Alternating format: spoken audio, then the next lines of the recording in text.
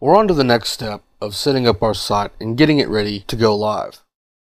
And we're looking at the widgets.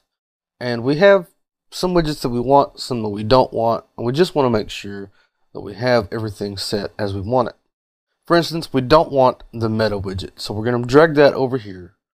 We're going to drag archives over here as well, because really archives is a bit redundant. It's more important if your content is relevant per date rather than per content. Our content is going to be more relevant for categories. So we're just going to use categories. And we're going to remove recent comments as well. And instead, we're going to put a tag cloud.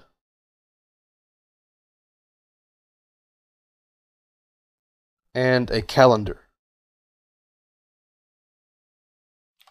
We're going to title our tag cloud tags and our calendar. We'll save both. And we will view our site. And now we have tags. We don't have any posts to have any tags, but now we have this calendar. The calendar will actually highlight the days where posts have been made. There are other things you can do with more customized calendars from plugins, but this is good for us for now.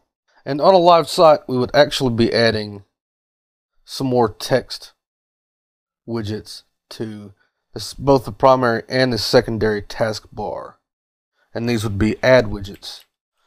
But I will put in some dummy information here.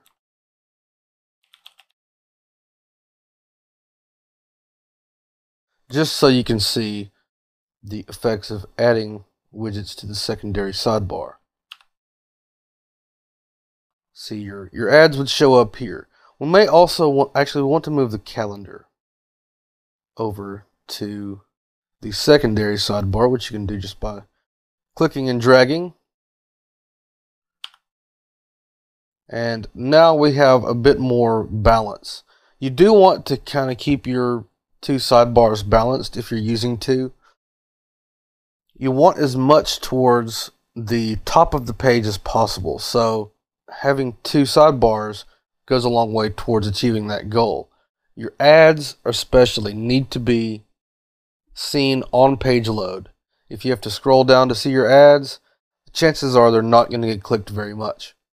And of course, there are many widgets that you can use. There's chat boxes, there's image showcases. You could even put tube press in a sidebar. And using the tube press shortcode options, you can display a specific video.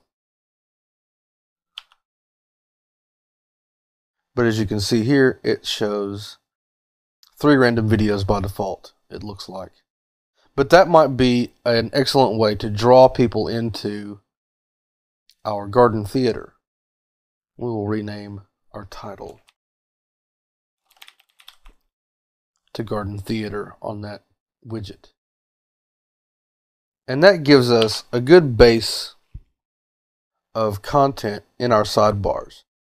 If you see how the garden theater is actually set below the page load line, that's fine because people can see it, they can see that there's more there, and they may be inclined to click one of those links or to visit your actual garden theater here.